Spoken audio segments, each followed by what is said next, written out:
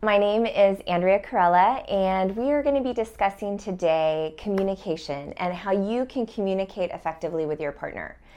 Now, oftentimes when couples come into my office, they're dealing with all sorts of challenges, maybe not understanding one another, feeling volatile, conflictual, not seeing eye to eye, dealing with different values, different beliefs, different needs, and how they conflict and what those conversations look like.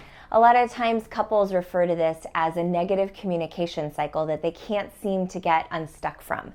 Today, I'm going to be covering some of the main behaviors and communication patterns that can get in the way from you understanding one another better and what you can do instead. Then I'm also going to share with you and give you a foolproof step-by-step guide to non-conflictual communication that you can easily and actionably start taking steps towards applying in your own relationship. So oftentimes couples come into my office and share with me the negative communication cycle that they get stuck in. And some behavioral and communication patterns that can be non-productive or ineffective that perhaps you can relate to are as follows. Some of the communication patterns may look like criticism, attacking, blaming, accusing, yelling, screaming, being able to judge or try to interpret what the other person is saying, making assumptions. These are all certain patterns of communication that can be counterproductive. Also creating overgeneralizations such as you always or you never can lead to defensiveness in your partner. On the other hand, there can be communication patterns that are a little bit more passive and non-forward moving that can also be equally as destructive. Avoidance, withdrawal, letting things accumulate over time, sweeping things under the carpet, not knowing how to approach it, and so then we just stay in a standstill mode or freeze, or we don't address issues that really need to be addressed for fear of conflict. So if we're conflict avoidant or we feel insecure about how to maneuver through it, or we tend to try to shy away from those conversations or avoid or move away from, those can be equally as problematic. So how can you break out of these patterns? So some patterns that can shift you into a more effective communication style are as follows. Being able to attentively listen, look at the big picture, breaking out of the pattern of you versus me and me versus you, and really realize how can we be on the same page and find a win-win solution where we can both understand and be understood by one another. If you go into the conversation with that intention and that you're both on the same page, that can set the tone for you to already be ahead of the curve. Some ways that you can sustain that are to avoid some of the patterns of behavior that I mentioned earlier and shift into being more open, more receptive, more engaged with your partner, more responsive with your partner, listening, being able to slow down, regulate your own emotions, being able to be present with one another, and not being as reactive, but actually taking a back seat or a step back so that you can seek to understand the big picture, not just your point of view or getting your point across, but seeing the whole picture. This will allow you to start being more open and receptive and start laying the groundwork for actually improving your communication with your partner and ultimately becoming close and connected again, which is really what both of you want, rather than being on two separate islands fighting alone. So, what I'm going to share with you next is a very foolproof, actionable, step-by-step process that you can easily and effortlessly begin to integrate into your communication pattern with your partner.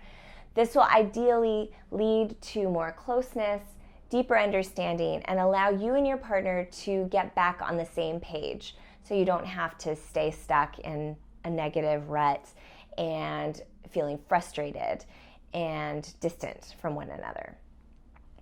So the first step is to stick to the facts. So what you do is you state what your partner said specifically or what your partner did.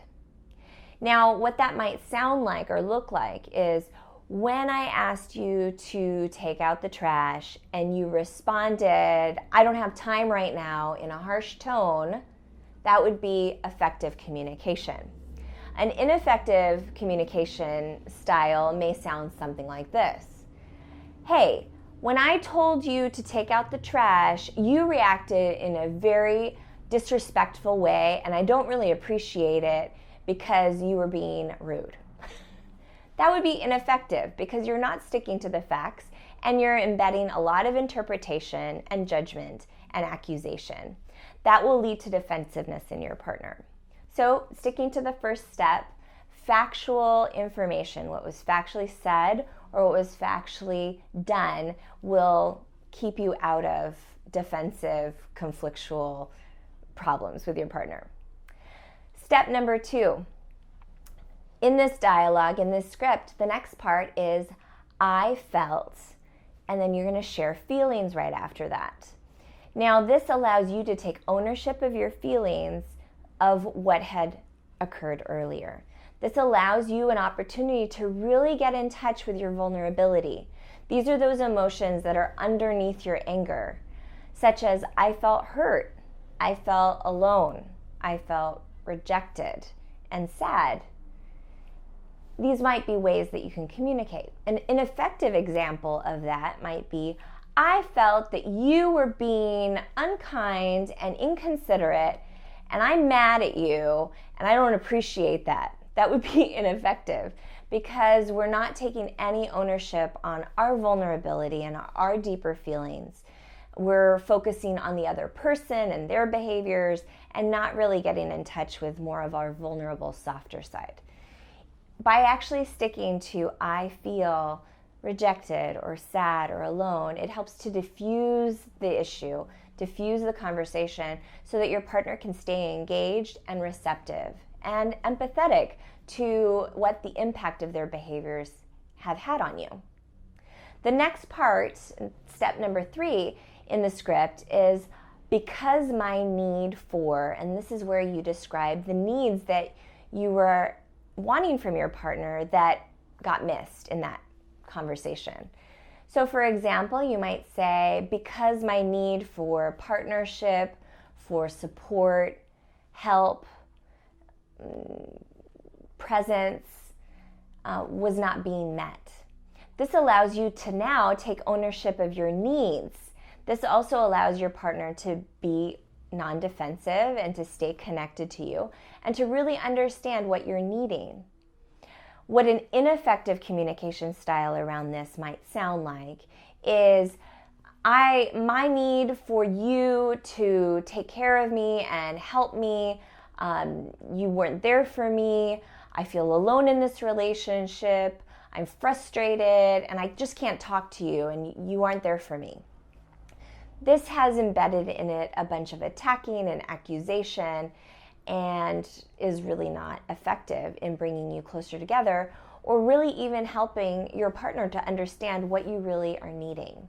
So I would stick with the first approach in this so that you can actually honor what you need and what you feel, and also to help your partner stay connected and present with you in that conversation. The fourth and final piece is where you actually make a request. This is where you share with your partner, is this something that in the future you would be able to provide? Or can you provide this need for me in the future for more help or support? So this might sound something like this. You know, in the future, what I need from you is your support, and how you can show that to me is by being proactive, by asking me questions. If you see that I'm doing something and I ask for your help, that you're open and willing to be there for me. Is that something that you would be able to do in the future? What this does is it opens up a playing field for your partner to engage with you and to really understand how they can support you specifically by giving direction or clarity on what partnership or support or help may mean to you. The opposite of what this might look like is an ineffective communication style, which is where you say, you know, it doesn't matter. I can do this on my own. I don't need you anyways. I can't ask you for anything. Or where we continue to harbor resentment and keep it bottled up inside.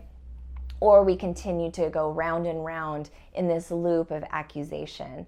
That can be very exhausting for both parties and can keep you further and further apart from one another.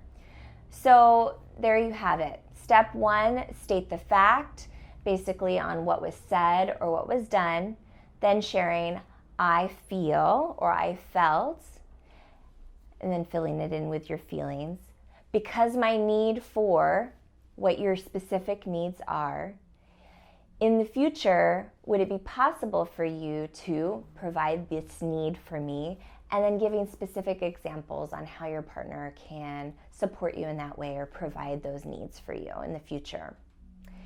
So that is it for today. Now stay tuned for the next educational video where I will be going into how you can regulate your emotions effectively so that you and your partner can resolve conflict.